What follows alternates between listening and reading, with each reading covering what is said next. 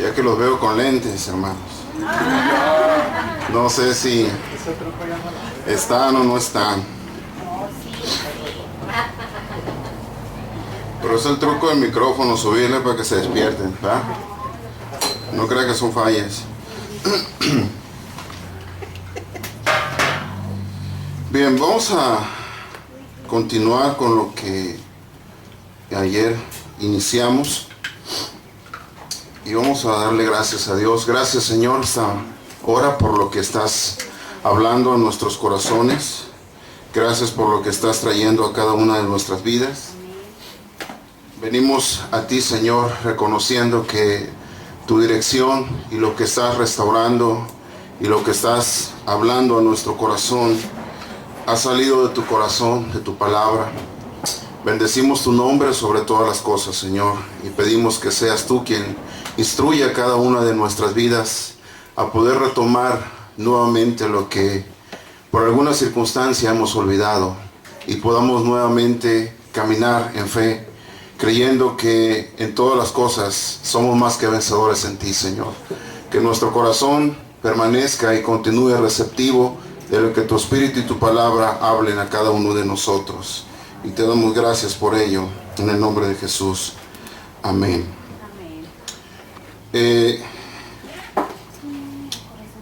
Terminamos leyendo Romanos 8, hablando acerca de una vida conforme al Espíritu y no conforme a la naturaleza humana o conforme a la carne. Porque de alguna manera hablamos de que dejamos el gobierno que es en base a nuestra carne, a nuestra emoción y a nuestros sentimientos, para empezar a caminar en un orden distinto que es conforme al Espíritu. Y es totalmente contradictorio y distinto a lo que por muchos años teníamos nosotros caminando. Cuando llegamos a Cristo nos damos cuenta que lo que para el mundo era algo de valor o importante, en Dios es todo lo contrario. Y cuando el mundo te habla de ganar y de tener éxito en la vida, el Señor te habla de perder la vida, te habla de renunciar. Lo que veíamos en la noche ayer en esta biografía es retante, porque mientras luchamos entre lo que es la voluntad de Dios y mi voluntad, los planes de Dios y mis planes, este hombre lleva a la par los dos, pero llega un momento en que el plan de Dios es lo que nosotros debemos seguir y hacer en lo que es la voluntad de Dios. Cuando se trata de tomar decisiones, la mayor dificultad no necesariamente es escoger la mejor decisión para nosotros entre lo que es bueno o malo, sino entre lo que es bueno y lo que es de Dios. Y a veces la decisión de tomar lo que es de Dios es la más difícil para nosotros, porque pensamos que tiene que ser conforme a lo bueno o tiene que ser conforme a lo mejor. Pero muchas veces el plan y la decisión de Dios constantemente nos lo recalca: no son como los planes de ustedes, no son como los caminos de ustedes, los pensamientos no son como los pensamientos de ustedes. Y son escrituras, son palabras que nunca deben dejar de estar en nuestra mente y en nuestro corazón. A menudo se presentan opciones que parecen ser buenas. En tiempos así, en lugar para empezar a tomar decisión, tiene que ser en nuestro corazón. Y una de las características de una generación que prevalece es una generación que tiene sabiduría en la palabra de Dios. Una generación que le cree a Dios, una generación que acepta el propósito de Dios. Cualquiera que sea la voluntad, lo haré. Es una declaración que debe existir en la generación. Cualquiera que sea tu voluntad, la haré. Cualquiera que sea el costo y cualquiera que sea el ajuste que tenga que hacer, lo haré. Hasta donde pueda conocer mi corazón, me comprometo a seguir tu voluntad a tiempo. Y, Señor, la haré sin importar lo que a mí me parezca. Eso es algo que vimos ayer en la película también. A veces nuestro parecer y nuestra apreciación tiene mucho más peso en nuestra decisión que lo que Dios está pensando hacer en nosotros. Cuando Dios alista todo para que usted y yo demos los pasos que necesitamos dar en la dirección de lo que Dios está obrando, siempre es una continuación de lo que Dios ya está haciendo. La iniciativa siempre es de Dios. Cuando usted y yo pensamos que la iniciativa es nuestra, de alguna forma el Espíritu está obrando. La palabra dice que el Espíritu es el que nos guía a nosotros y es el que trae la revelación de la verdad. Pero ¿qué hacemos en ese momento cuando tenemos la voluntad de Dios delante de nosotros? Nos da mucho por cuestionar la voluntad de Dios. Nos da mucho por tratar de evaluar si es la mejor voluntad para mí, si es el mejor momento para mí, si es algo que me conviene hacerlo a mí, si es algo que yo de alguna manera estaba pensando que era lo que Dios me iba a dar. Y cuando no es lo que nosotros esperamos, sucede lo que le sucedió a este comandante, a este jefe del ejército sirio, cuando va a alabarse con el profeta Eliseo. Cuando es llevada una de las mujeres cautivas a Babilonia, a Siria, él de alguna manera tiene muchas influencias políticas, tiene mucha riqueza, tiene poder, tiene fama, es respetado, tiene prestigio. Y una de las sirvientas le dice: ¿por qué no va mi señor con el profeta Eliseo? En mi tierra, dice, puede orar por usted y puede sanar. Después de que insisten y los siervos de él le insisten, él va. Pero no es lo que él esperaba. Va, le dan cartas al rey. El rey de Siria le da cartas para el rey de Israel. El rey de Israel se molesta cuando recibe las cartas y le dice: bueno, que yo soy alguien que tiene poder para sanar o para dar vida. Y Eliseo se entera y le dice al rey que le mande a este soldado, a este comandante, a Naamán.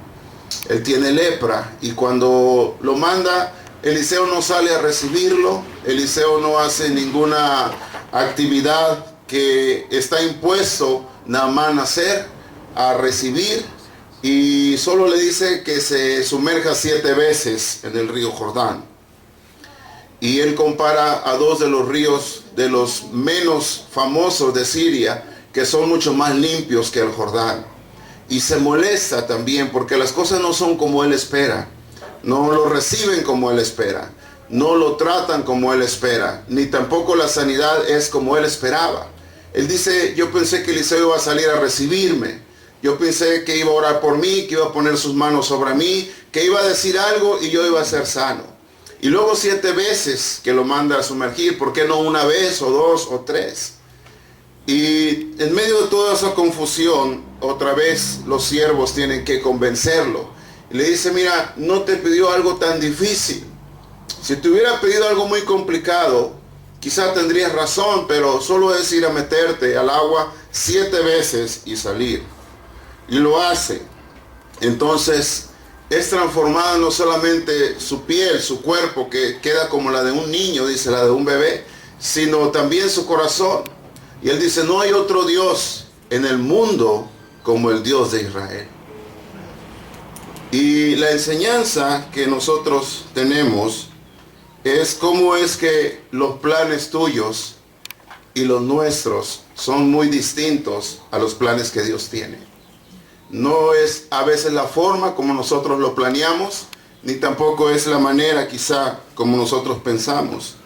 Y cuando hay que tomar esas decisiones es cuando usted y yo tenemos más compromiso, tenemos más trabajo, tenemos de alguna manera más inquietudes por realizar. Estamos en una etapa de la vida donde tenemos oportunidades, donde quizá el estudio nuestro está en crecimiento. Hay muchas cosas que nos impiden poder tomar una decisión correcta, pero la generación que prevalece es esa, la que recibe y la que tiene valores bíblicos y principios que tienen que ver con la voluntad de Dios. Y para ello nosotros tenemos que buscar de alguna manera cómo en realidad obedecer siempre la voluntad de Dios y no la nuestra. Vayamos al Salmo 145 que hemos estado leyendo.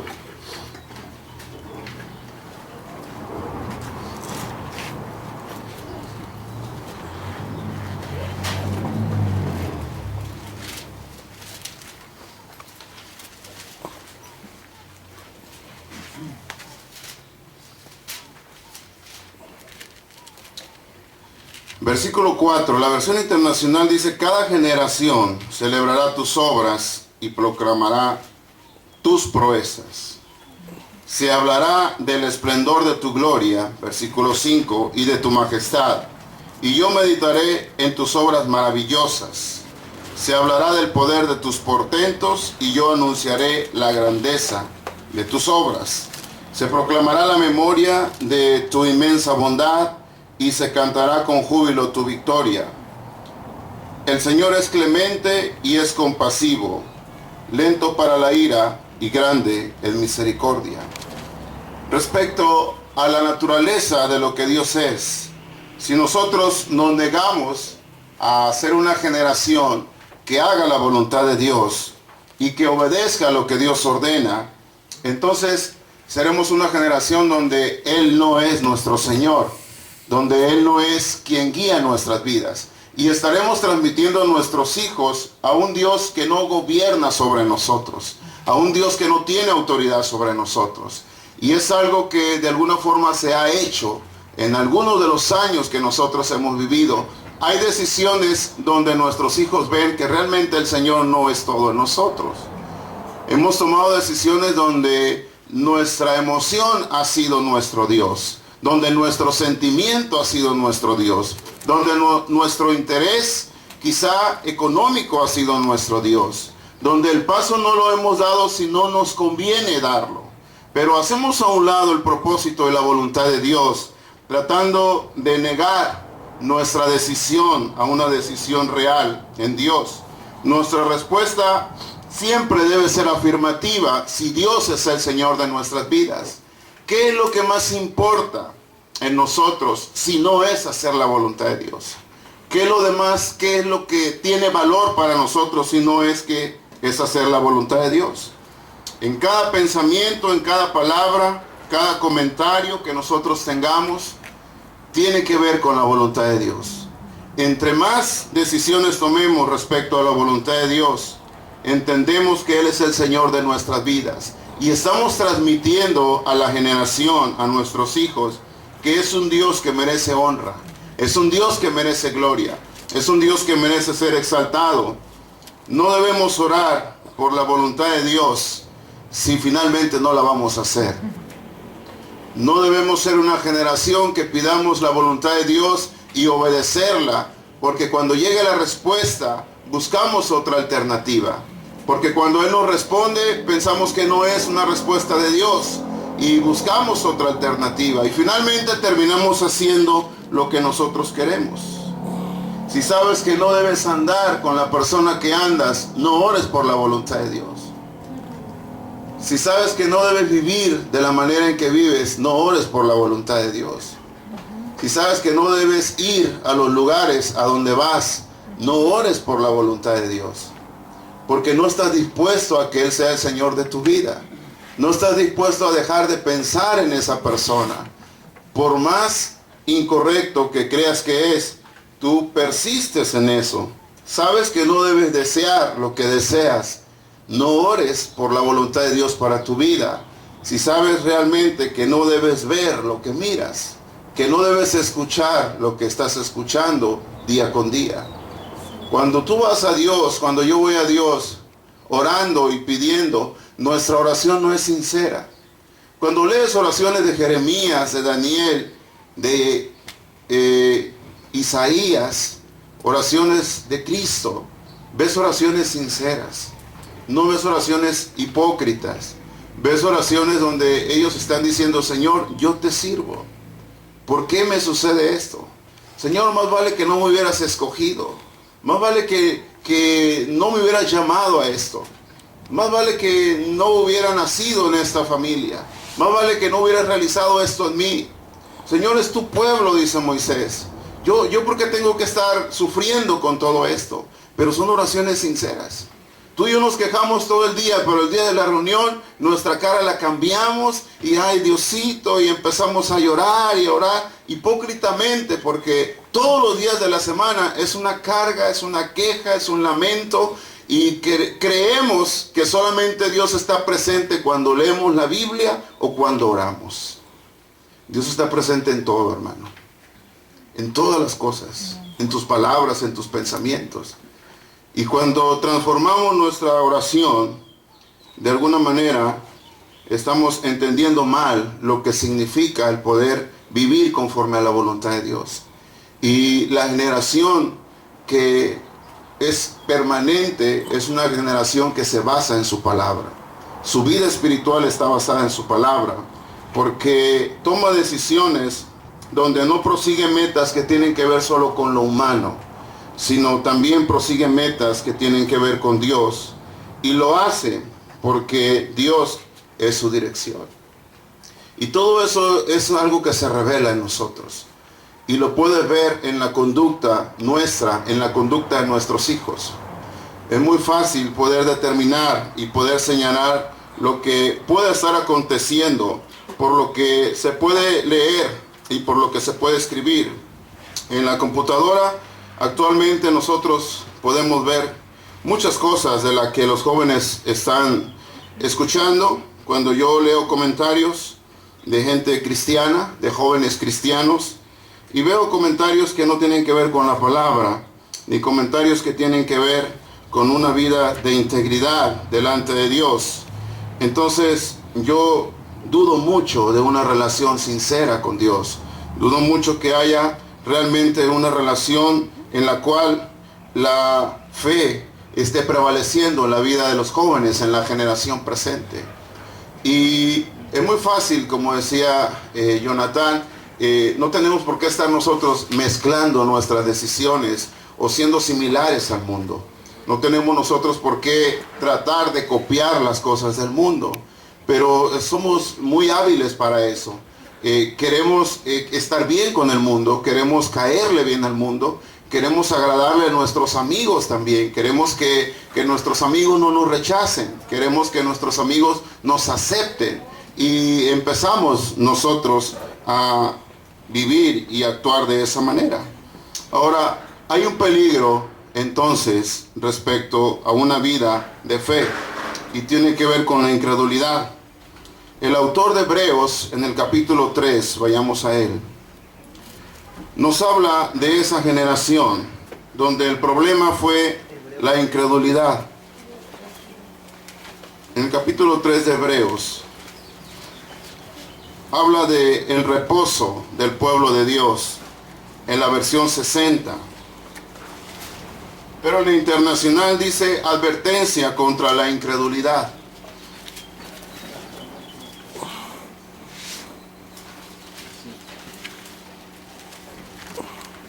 Por lo cual, dice el versículo 7, dice el Espíritu Santo: si oyereis hoy su voz, no endurezcáis vuestros corazones, como en la provocación, en el día de la tentación en el desierto, donde me tentaron vuestros padres y me probaron, y vieron mis obras 40 años, a causa de lo cual me disgusté contra esa generación y dije: siempre andan vagando en su corazón, y no han conocido mis caminos. Por tanto juré en mi ira: no entrarán en mi reposo. El autor de Hebreos cita el Salmo 95. Y el Salmo 95 es una alabanza, pero respalda su insistencia en la necesidad de retener la fe y de confiar, de no tentar a Dios con nuestras actitudes. Este salmo describe la desobediencia de la generación del Éxodo, y en esta exposición del escritor de Hebreos está implícito el concepto de lo que se refleja en la generación que tiene que ver con la fe. Ahora, es un mensaje que se escribe en el tiempo del salmista, pero el escritor de Hebreos también lo plasma para su generación. Y cuando tú y yo lo leemos, también es para nuestra generación.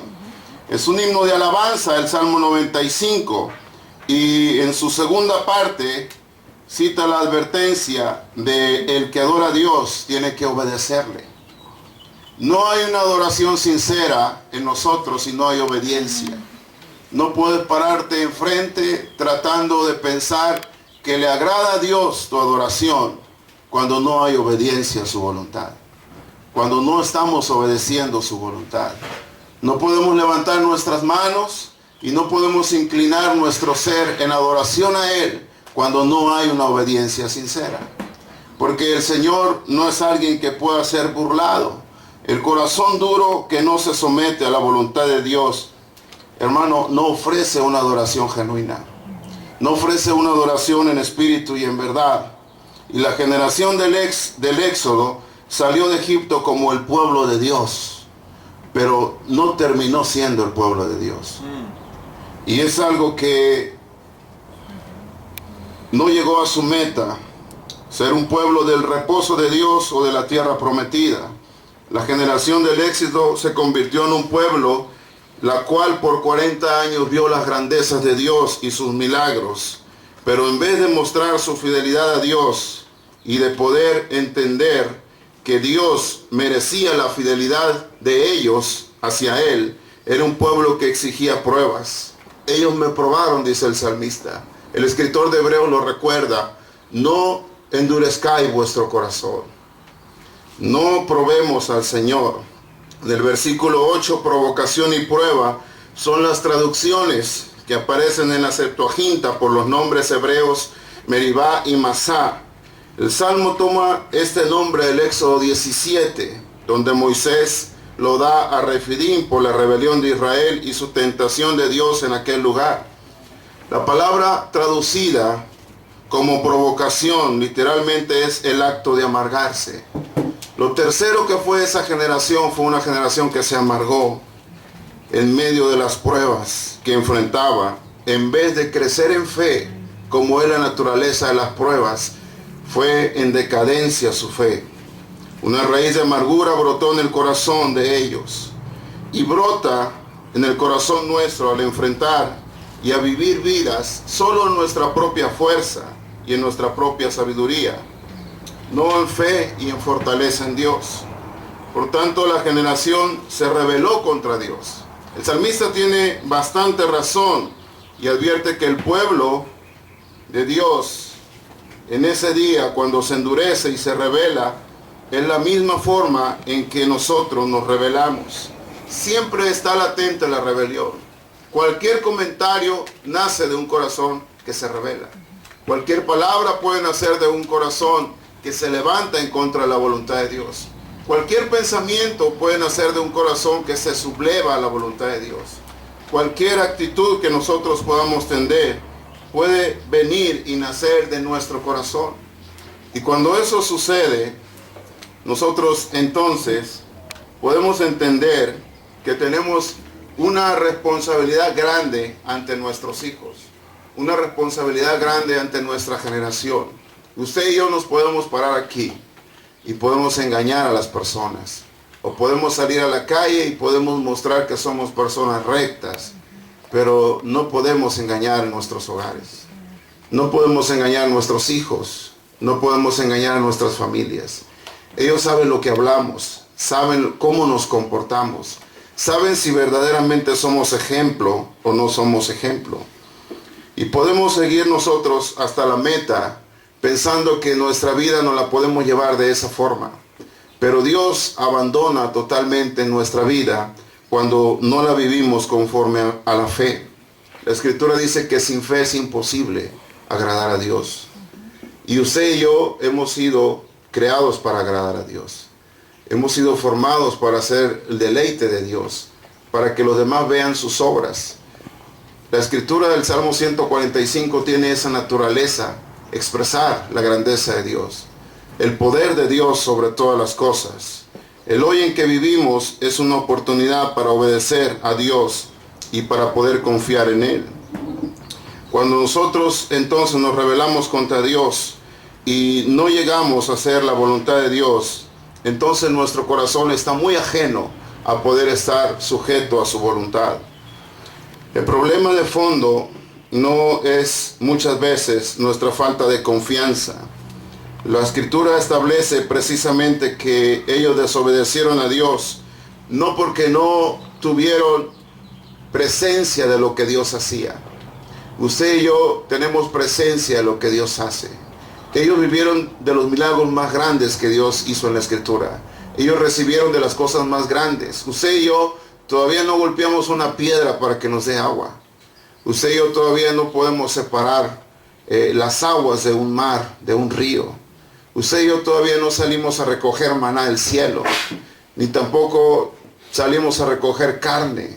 Nosotros no hemos presenciado eso, pero ellos presenciaron todo ese tipo de cosas. Había una nube de día que les daba frescura y los podía guiar, y de noche había una columna de fuego que también les daba calor en el desierto. Todas esas cosas son grandes. Junto con su pie crecía el calzado y la vestidura no envejecía.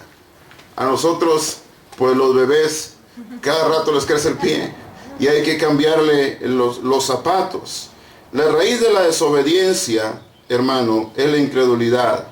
No confiar en que verdaderamente Dios puede hacer las cosas. Y el pecado no es faltar a ciertas reglas, sino desobedecer a un Dios vivo y rechazar una intimidad con Él. El castigo no es una imposición de Dios, sino el resultado natural de nuestra desobediencia a su voluntad. No es la culpa de Dios, es nuestra decisión. La generación que entra es su decisión entrar. La generación que no entra es su decisión no entrar, si quiere desobedecer. Y en toda esta decisión, nosotros debemos negarnos a nosotros mismos. Y debemos entender que tenemos ese compromiso. El que no encuentra su paz en Dios está condenado a la iniquidad. El autor de Hebreos concluye que no pudieron entrar en el reposo debido a su incredulidad. No fueron personas que creyeron, que perdieron su salvación por desobediencia, sino personas cuyas acciones mostraron que nunca tuvieron fe. Nunca nacieron de nuevo. Nunca hubo algo que pudiera transformar sus vidas. Y por su falta de fe nunca encontraron la paz y el reposo que Dios ofrece a los que confían en Él.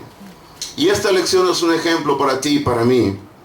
Un ejemplo de que no debemos envanecernos solamente en base a los favores o los milagros de Dios y relajar nuestro esfuerzo para acercarnos a Él, sino debemos ejercer y ejercitar nuestra fe en Dios en todo momento, para pedir que no caigamos en el error de lo cual participaron esta generación. Se pusieron a juzgar a Dios y a exigirle milagros, en lugar de confiar en que Él siempre provee lo mejor y obedece hasta el fin. Muchos de nosotros todavía seguimos buscando la voluntad de Dios. Y una pregunta incorrecta tiene una respuesta incorrecta, dicen por ahí. Y entre tanto que nosotros buscamos voluntad de Dios, tenemos todo un libro con la voluntad de Dios plasmada. Y la voluntad de Dios es siempre poder agradarle y poder manifestar a la generación que nos sigue que Él es el que hace todas las cosas. Cuando tú y yo callamos, como se nos ha enseñado, siempre habrá error en nuestra generación. Siempre habrá la oportunidad de que se pierda. Pero cuando tú y yo levantamos la voz, habrá la oportunidad de que esa generación busque la voluntad de Dios. Ahora, en la Biblia, yo le dije que le quiero hablar de las señales de una generación que tiene una relación espiritual con Dios. Y yo quiero que vaya a Josué capítulo 4. Cuando Israel empieza a entrar a la tierra prometida, cuando cruza el Jordán, Dios le da a Josué instrucciones. Y una de las instrucciones encontradas en Josué capítulo 4, versículo 2, tiene que ver con señales físicas. Y le ordena levantar unas piedras del Jordán. Dice, cuando toda la gente hubo acabado de pasar el Jordán, Jehová habló a Josué diciendo, tomad del pueblo 12 hombres, uno de cada tribu, y mándale diciendo, tomen de aquí, de en medio del Jordán, el lugar donde están firmes los pies de los sacerdotes, 12 piedras, las cuales pasaréis con vosotros, y levantadlas en el lugar donde habéis de pasar la noche. Esas piedras iban a servir como señal para los israelitas. Él lo explica del versículo 6. Para que esto sea por señal entre vosotros. Y cuando vuestros hijos preguntaren a sus padres mañana diciendo, ¿qué significan estas piedras? Le responderéis que las aguas del Jordán fueron divididas delante del arca del pacto de Jehová. Cuando ella pasó el Jordán, las aguas del Jordán se dividieron y estas piedras servirán de monumento conmemorativo a los hijos de Israel para siempre, o de generación en generación, dice la otra versión. Las piedras servirían para recordar un pacto poderoso de Dios a favor de su pueblo. En muchas ocasiones construyeron altares o monumentos como un recordatorio de un encuentro con Dios significativo. En 1 Pedro 2, 4, 5 nos dice que nos acerquemos a Dios, que es la piedra viva, a Cristo, porque nosotros somos piedras vivas, damos señal de vida. No somos cualquier piedra, hermano, somos piedras que tienen vida. Y la piedra que tiene vida es una piedra que tiene una señal para la generación. Esas fueron piedras que tenían una señal para la generación, para sus hijos. En Génesis 12, Abraham también levanta una señal después del acontecimiento de lo que Dios hace en su vida. Y es el significado de lo que es un altar. Porque es a lo que vamos. Necesitamos reconstruir los altares en nuestros hogares. Abraham construye un altar a Dios. Y se le apareció Jehová a Abraham y le dijo, a tu descendencia daré esta tierra. Y edificó allí un altar a Jehová, quien se le había aparecido. Yo daré esa tierra a tu descendencia, le dice el Señor a Abraham. Entonces Abraham erigió un altar al Señor porque le había aparecido. En muchas religiones se utilizan altares, pero para el pueblo de Dios los altares eran más que simples lugares de sacrificio. Los altares simbolizaban comunión con Dios. Los altares conmemoraban encuentros significativos con Dios. Eran construidos de piedras y tierra. A menudo el altar permanecía en esos lugares por años, por décadas o por cientos de años, como recordatorio continuo de la protección y las promesas de Dios. Abraham construía altares con regularidad por dos razones. Uno, para adorar y buscar el rostro de Dios. Y también lo hacía para recordar las promesas de Dios, de su bendición a la generación que venía detrás. No hubiera podido sobrevivir espiritualmente si la renovación regular de su amor y lealtad a Dios no tuviera manifestación al construirle altar, porque lo ayudaba a recordar que Dios era el centro de su vida y Él merecía la gloria y la honra. Pero el centro de nuestras vidas somos nosotros actualmente. Por eso no hay un altar para Dios en nuestro hogar. El centro de nuestra vida es nuestro trabajo. Ese es nuestro altar. El centro de nuestra vida puede ser nuestro orgullo. Ese es nuestro altar. Todo gira en torno a eso. Todo tiene que ver con eso. Nos hemos olvidado de transmitir adoración a Dios a nuestra generación. Nos hemos olvidado de hincarnos con nuestros hijos todos los días. No solamente estar juntos en la reunión de oración para que la gente pueda ver que nos amamos mucho, pero en nuestros hogares no hay un altar de oración diario. Diario, se le hace pesado un día, ahora imagínense diario un altar de oración. ¿Qué tenemos que orar? ¿Qué tenemos que alabar? ¿Qué tenemos que recordar de Dios? Y por eso no hay un altar, porque no tenemos una vida que transmita a nuestras generaciones de sus grandezas y de sus proezas. Llegamos a la mesa maldiciendo la comida porque es lo mismo que estamos comiendo. Nos levantamos de ahí con el pensamiento de tratar de hacer otra cosa.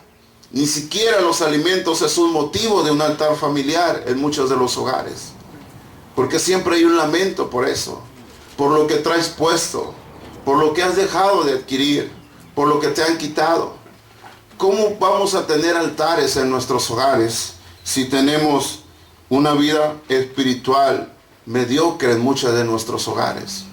Cuando esto sucede, nuestra adoración frecuente nos ayuda a recordar lo que Dios desea de nosotros, y es obediencia. En cualquier circunstancia. En el libro de Éxodo capítulo 20, Dios muestra los diseños de los altares. Una generación que prevalece es una generación que deja señal de Dios, hermano, en sus hijos, en sus familias, en sus hogares. Versículo 24 del capítulo 20.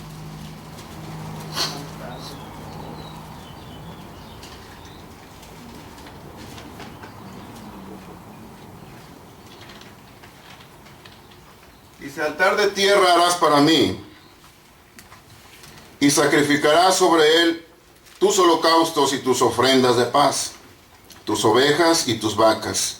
En todo lugar donde yo hiciere que esté la memoria de mi nombre, vendré a ti y te bendeciré.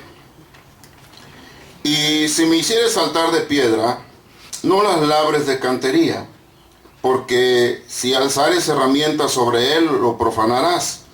No subirás por gradas a mi altar, para que tu desnudez no se descubra junto a él. ¿Por qué tenía que haber alguna instrucción específica? No era la idea de solo juntar piedras y hacerlo y decir, bueno, aquí el Señor se me apareció, aquí el Señor me bendijo, aquí el Señor me reveló esto, y tener señales de lo que se estaba haciendo y edificar altar. El pueblo de Dios no tenía Biblia ni muchas tradiciones religiosas de las que aprender. Dios tenía que comenzar de cero y enseñarles cómo adorarlo. Dios dio instrucciones específicas acerca de la construcción de los altares, porque quería controlar la forma en que se ofrecían los sacrificios, para evitar que la idolatría se mezclara con la adoración. Para evitar que la idolatría se mezclara con la adoración. Dios no permitió que las piedras del altar se cortaran o se moldearan de forma alguna, ni tampoco permitió que el pueblo construyera un altar en cualquier parte. Porque el altar implica el plan de Dios y su voluntad. No era hacerlo donde a ti se te ocurra o donde a mí se me ocurra. Ni tampoco era darle la forma que a mí se me ocurra ni a ti se te ocurra. Es conforme al plan de Dios y conforme a su voluntad. Nosotros somos levantados como un altar, como un templo, dice la Escritura. Pero nosotros le damos la forma que queremos. Y estamos fungiendo como templos en donde nosotros se nos ocurre, no en donde Dios te plantó. Y es una gran lucha tratar de ser un templo donde Dios no te dijo que fueras templo. Y ser un altar donde Dios no te dijo que seas altar. Pero es tu apreciación pensar que quieres ser altar ahí, o quieres ser un templo ahí. Pero el interés es de Dios, no tuyo, ni mío. Y es un plan de Él. Y la generación nuestra es una generación que busca la satisfacción de sus planes, no los planes divinos. Esto fue diseñado para evitar que comenzaran sus propias religiones o que efectuaran cambios en la forma en que Dios quería que las cosas se hicieran. Dios no está en contra de la creatividad, hermano, pero sí está en contra de que crees tu propia religión, tus propias normas y tu propia doctrina. La creatividad viene de Él, no nace de ti. Él es el que diseña las cosas. Y si te parece feo el altar, a Él no le importa. Es su altar. Es algo que Él dijo que así se iba a hacer. Y así tiene que hacerse. Porque es su voluntad. Y tú y yo nada más tenemos que obedecer. Nunca se nos debe olvidar que somos el barro nada más. Él es el alfarero. Si te quiere hacer una vasija chaparra, ancha, delgada o alta, con orejas o sin orejas, con boca grande o boca chica, no importa. Tú debes de tener gozo, yo debo tener gozo en ser una vasija en sus manos, nada más. Pero no sé cómo es que pensamos que tenemos autoridad como vasijas ante el alfarero. En Levítico 6 nos habla de que el fuego se presenta en el altar. Entendemos por qué es un altar, entendemos su diseño, pero ahora, ¿para qué es el altar?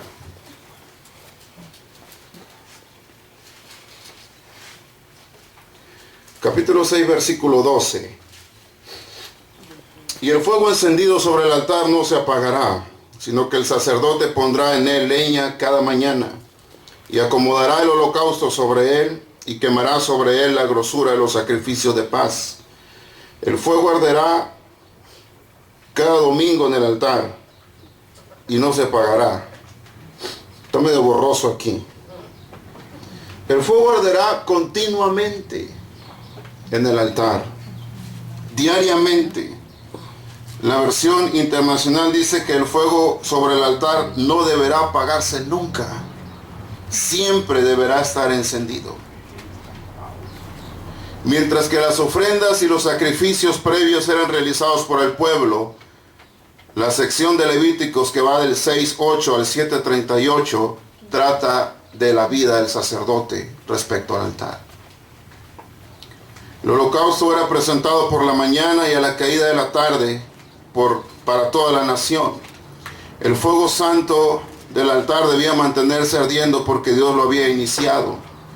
Esto representaba la presencia eterna de Dios en el sistema de sacrificios y mostraba al pueblo que únicamente a través del bondadoso favor de Dios podían ser aceptables sus sacrificios. En el auditorio hay un foco ahí donde está la cochera y siempre está prendido. Se me han fundido muchos focos y ese no. Y ese siempre está prendido. Es un foco chico de los ahorradores que consume 15 más lo que se ahorra. Y ese foco, ¿por qué no se paga? ¿Y por qué no se paga ese foco? Está prendido ese foco y la gente... Y yo les hablo del altar. Y digo, mira, este es el fuego que nunca está apagado. ¿Sí? Está ahí en el templo. Y representa eso, le digo. Cuando se funda, pues tendremos que examinar si algo está pasando aquí. Pero ese foquito está día y noche, constantemente. Y no lo pago. Cuando mi hermano puso la red eléctrica, le dije yo, ese ponlo directo, no hay switch. Cuando se apague, se va a apagar. Y está desde la principal y no tiene switch ese foco. Hasta que lo podamos quitar, que es cuando el fuego se apaga. Cuando tú y yo metemos nuestras manos y lo podemos apagar. O cuando haya algo que venga de arriba. El fuego de Dios está presente hoy en día, hermano, en la vida de cada creyente, pero está ausente en nuestras generaciones. El fuego de Dios es algo que no está presente en la generación de nuestros hijos. Hay mucho fuego extraño, como decía Jonathan hace unos momentos. Hay muchas cosas raras y extrañas, y nosotros nos dejamos cautivar por eso. Nos dejamos atarantar por esas cosas, porque es novedoso, porque parece algo bueno. Pero el fuego de Dios, el que Él enciende, es a través de lo que la palabra y el Espíritu Santo revelan en su voluntad. Y nosotros tenemos la confianza, cuando tenemos conciencia de que Dios vive en nosotros, esa confianza es la necesaria para acercarnos a Él y recibir perdón y restauración. Podemos llevar a cabo nuestra obra con esfuerzo y entusiasmo, pero no sin el fuego del Espíritu. Podemos realizar obras y podemos tratar de realizar nuestros planes, pero si Dios no está en medio del asunto, todo va a fracasar. En Deuteronomio 12 nos habla de que había altares que el Señor no había ordenado que se hicieran. Entonces hay altares que deben ser derribados o deben ser quitados.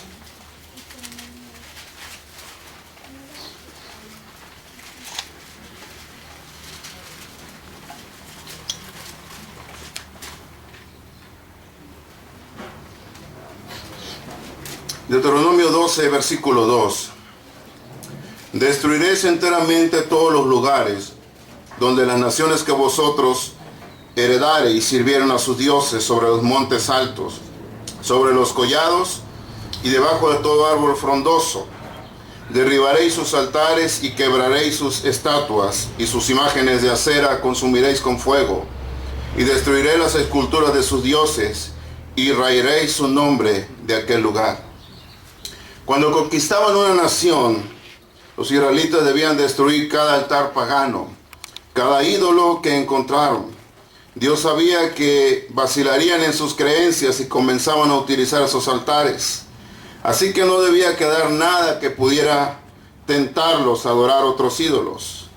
Nosotros también, como una generación de Dios, debemos ser despiadados en cuanto a buscar y destruir cualquier centro de falsa adoración. Cualquier altar que tengamos en nuestras vidas, donde el fuego extraño trate de manifestarse. Esto pueden ser nuestras actividades, nuestras actitudes, nuestros hábitos, nuestras relaciones indebidas, los lugares inapropiados donde podemos andar, cualquier cosa que nos tiente a apartar nuestro corazón de Dios y poder hacer lo malo. Nunca debemos creernos tan fuertes que no podamos ser tentados. Israel nunca aprendió esta lección. Nosotros debemos limpiar nuestras vidas de esos altares y aprender de Israel. Los hebreos ponían gran énfasis en su culto familiar, versículo 12 de ese mismo capítulo. Y os alegraréis delante de Jehová vuestro Dios, vosotros, vuestros hijos, vuestras hijas, vuestros siervos, vuestras siervas, el levita que habite en tus poblaciones, por cuanto no tiene parte ni heredad con vosotros.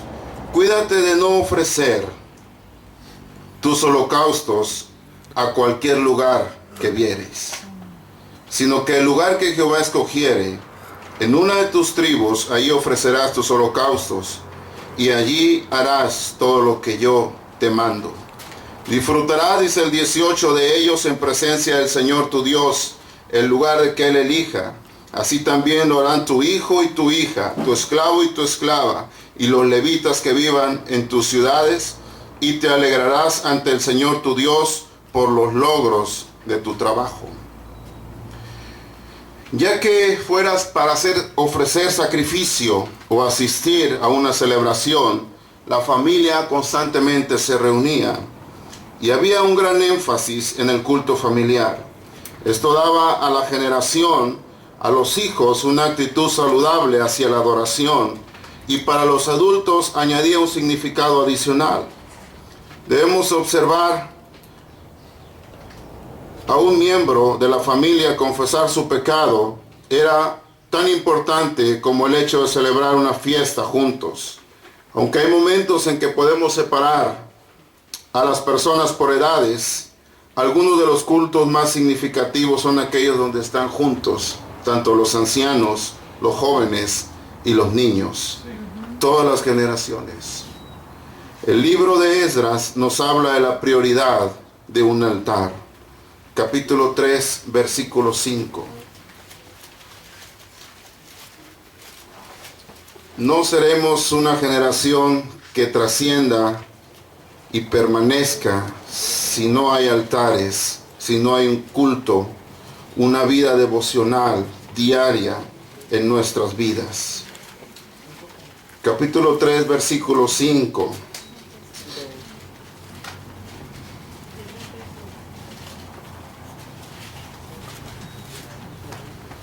Además de esto, el holocausto continuo, las nuevas lunas y todas las fiestas solemnes de Jehová y todo sacrificio espontáneo, toda ofrenda voluntaria a Jehová, desde el primer día del mes séptimo comenzará a ofrecer holocausto a Jehová, pero los cimientos del templo de Jehová no se habían echado todavía.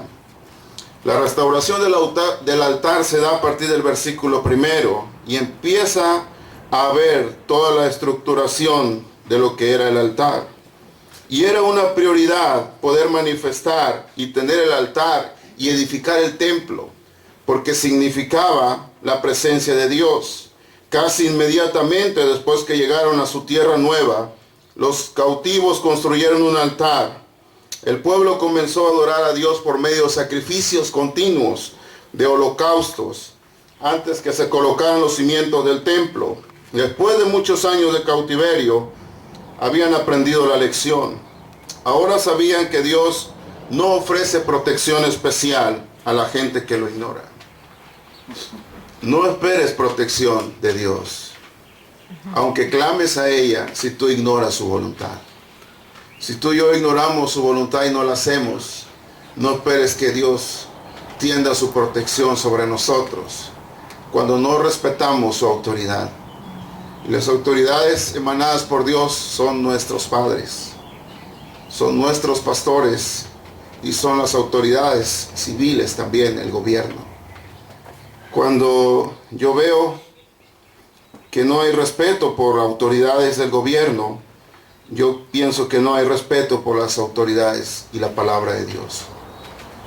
Cuando la autoridad que podemos ver no le tememos, tampoco a un Dios que no vemos le vamos a temer. Y es algo significativo. Habían sido llevados por los babilonios cuando eran relativamente fuertes. Eran pocos y débiles cuando regresaron. Si alguna vez necesitaron confiar en el poder de Dios, ese era el momento. Se dieron cuenta de la importancia de obedecer a Dios con sinceridad y no solamente por hábito o costumbre. Si queremos la ayuda de Dios, hermano, cuando emprendamos grandes tareas, debemos revisar primero si nuestra relación con Él es sincera en las tareas pequeñas. Eso va a reflejar verdaderamente lo que nosotros tenemos en fe en Dios. En el Antiguo Testamento, nosotros leemos que las gentes levantaban señales o altares como recordatorios de sus encuentros con Dios y su relación con Dios. Lugares tales como Betel, que significa casa de Dios, Rehobot, habitación, llegaron a ser recordatorios de gran actividad de Dios en medio de su pueblo. Moisés nombró un altar como el Señor es mi estandarte. Y Samuel nombró una señal como Ebenezer, diciendo hasta aquí nos ayudó Jehová, en 1 Samuel 7:12. Estos altares o señales fueron marcas visibles de grandes encuentros espirituales con Dios. Proveían oportunidades para que la gente enseñara a sus generaciones, a sus hijos, acerca de la actividad de Dios a favor de su pueblo. Es conveniente que hagamos un inventario y empecemos a recordar esos encuentros, esas actividades donde Dios ha tocado nuestras vidas y la podamos transmitir a nuestros hijos.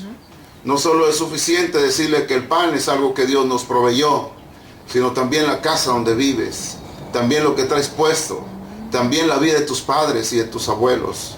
Todo lo que Dios ha tocado en nuestras vidas debe ser un pequeño altar, un pequeño recordatorio, una señal de que no ha sido tu voluntad sino la de Dios. Pero si te pones a pensar y no hay nada que recordar de Dios, hermano, siempre ha sido tu voluntad y no la de Él. Y eso es algo desastroso para tu generación. Es desastroso para la vida de nuestros hijos. Y cuando hay ese inventario, nosotros podemos tener más confianza en lo que hacemos. Yo acerqué aquí la mochila porque traigo recordatorios. Me faltaron 3 más. Yo me acuerdo de eso. 1994, abril. 93, 94, 1995. 1995 y 1996. Le voy a leer algunas cosas por las que orábamos, unos 2 minutos. Año 2002. Me quedé hasta el año 2004 cuando renuncié al trabajo. Pero para eso tenía 10 años con recordatorios y altares. Para dar un paso significativo. Un paso donde nadie tendría que objetar si era correcto o no, sino solo Dios, una señal.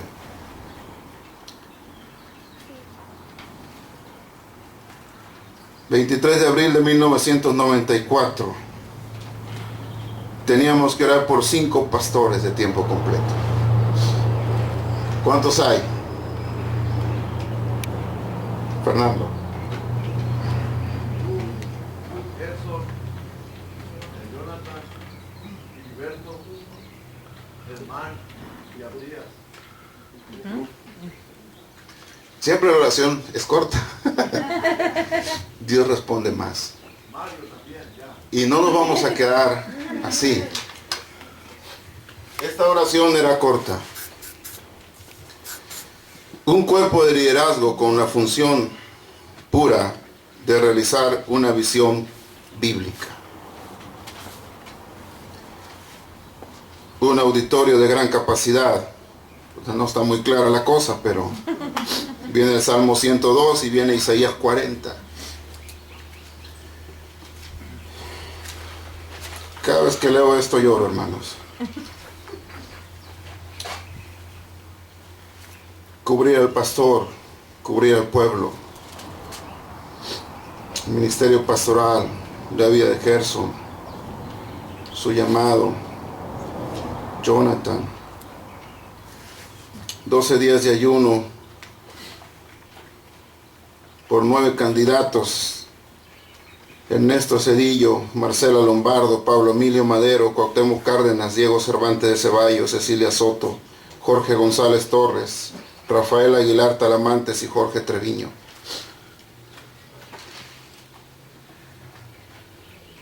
¿Qué más quiere que lea? Isaías 33. 1 Corintios 1:20. La hermana Ana, el hermano Toño, mi abuela Ramona con los problemas de su pie, María de los Ángeles, Rita Valencia, Alfredo Castro, María Bravo, Rascón y su esposa. Necesidades, oraciones, altares, visión. Cada libreta tiene su historia. 16 años, 14 años aproximadamente, cuando nosotros terminamos el Instituto Sembradores de Iglesias en Guadalajara, en varias partes fue. Uno de los ejercicios era escribir una visión de lo que Dios había puesto en tu corazón. Y yo la escribí como un dibujo. Y en ese dibujo puse la tierra de Choice, puse escuelas, universidades, puse centros comerciales, aeropuerto, puse una estación de ferrocarril, puse un celular, cuando los celulares sean cuadrados, grandotes, así está el dibujo. Todo eso está ahí. Nosotros tenemos 9 años. Yo en agosto del 2004 renuncié, pero tenía 6 meses de permiso. Entonces cumplimos 9 años en este año, durante estos meses que vienen. No había nada de lo que pedíamos. Lo que más se acercaba era la tienda de Lindolfo, y agarramos el carrito como si estuviéramos en un centro comercial grande, ¿no? Pero cuando la oración es fiel a Dios en sus propósitos, Dios responde. Cuando nadie se pudo atrever a ir a un pueblo donde en lugar de que la gente fuera, salía de ahí, y en lugar de que hubiera trabajo, se acababan y se cerraban las tiendas, yo tenía que entender que debía ser así para que fuera la voluntad de Dios. Si yo hubiera visto muchas cosas factibles por las cuales irme, de alguna manera hubiera sido muy tentador hacerlo en nuestra propia carne. Pero no había mucho atractivo, no había muchas cosas que desear, no había dónde estar, no había dónde reunirse, no había nada. Y eso era algo que tenía que ver con una decisión que viniera de Dios. Cuando tus decisiones son en cosas que puedes hacer, tú tienes que dudar que sea de Dios. Cuando las cosas son imposibles para ti, tienes que entender que son de Dios y que tienes que hacerlas. Nosotros nos hemos encargado de transmitir un Dios que no es todopoderoso a nuestras generaciones. Con nuestras quejas y nuestros lamentos transmitimos a un Dios miserable, a un Dios pobre, a un Dios que se olvida de los que le sirven, a un Dios que es injusto, a un Dios que no nos protege. Pero Dios dista mucho de ser así con quienes le creen. Y lo primero es que tampoco va a venir y va a llamar a una vida que está ociosa. Siempre vas a estar haciendo algo. 13 años estaba por cumplir yo en comisión y fungía de alguna manera para tratar de retenerme. Tenía 3 meses en la función de suplente en lo que es la sección del sindicato. Y habría movimientos que yo podía hacer cuando alguien faltaba y podía entrar a un eventual y podía meter a algunas personas. Y había algunos hasta que ofrecían algo de sus rayas para poder trabajar esa quincena. Y era la manera de tratar de mantenerse y de tratar de hacerme ver que la decisión que yo estaba por tomar era incorrecta. Había una promoción de un incentivo grupal que también estaba dentro de un índice de reemplazo para poder ocupar un puesto de técnico superior. Y todo eso se presentaba en los meses en que constantemente estábamos esperando el día para poder tomar la decisión. Cuando tú y yo vamos a tomar decisiones, va a ser en los tiempos donde parezca lo menos apropiado para hacerlo. Donde muchas veces lo único que esté como interés es poder hacer la voluntad de Dios. Cuando todo funcionaba bien y cuando todo parecía que tenía sentido, que tenías tu casa, 5 años con la casa y había todo bien, se tiene que tomar una decisión. Yo podría haber comprado la casa, pero tenía que deshacerme de la casa. Yo no quería ninguna intención de poder decir, regreso a Los Mochis si esto no funciona, porque yo sabía que no iba a regresar y no voy a regresar. Yo voy a morir ahí, porque ahí me plantó Dios. Y si tú mueres en cualquier otro lugar donde Dios no te plantó, tu generación muere contigo y tus hijos. Tenemos que entender que la perspectiva de Dios en nuestro pasado y presente va a determinar cómo vamos a actuar nosotros en nuestra decisión. Cuando las circunstancias no se alinean a lo que Dios quiere, pero sí se alinean a lo que tú quieres, es tiempo de decirle al Señor que sí le crees. Es tiempo de decirle al Señor que es verdad, que su voluntad permanece para siempre. Después de estos años, nosotros nos hemos mantenido como una congregación rara, como una congregación muy fuerte, muy legalista, en el sentido no de la falta de amor, sino del extremo de la palabra en nosotros. Muy dura en poder manifestar lo que es de Dios, pero compartir lo que nosotros tenemos para Dios tiene que ver con la palabra. Y eso ha sido conocido por otros pueblos, ha sido conocido por otras denominaciones y ha sido conocido también por otras congregaciones. Y pastores asisten a reuniones de hombres con nosotros y también tenemos oración con otros pueblos y estamos en relación con ellos. Y recuerdo algo que compartió Elsa hace unos días, cuando en una de las oraciones Dios le hace ver que somos como la luz de un faro, que puede ser pequeña cuando sale, pero es amplia al final.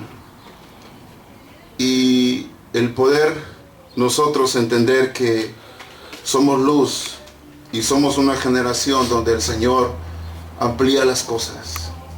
Somos un pueblo que nos llamó a eso.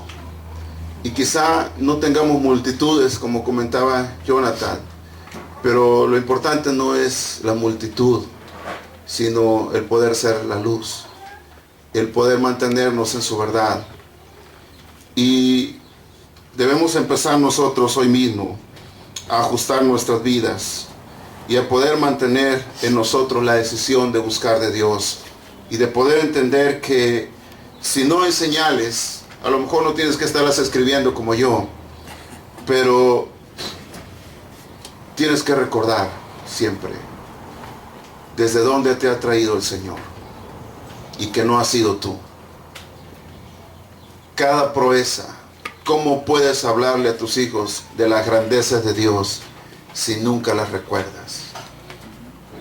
¿Cómo podemos hablarle de sus proezas si nunca las tenemos escritas?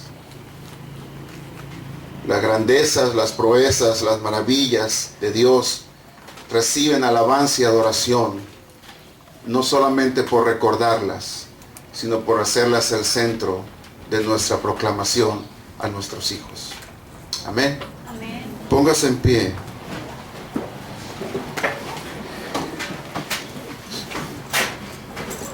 Tome la vida de una persona enseguida de usted. Y vamos a orar respecto a esto.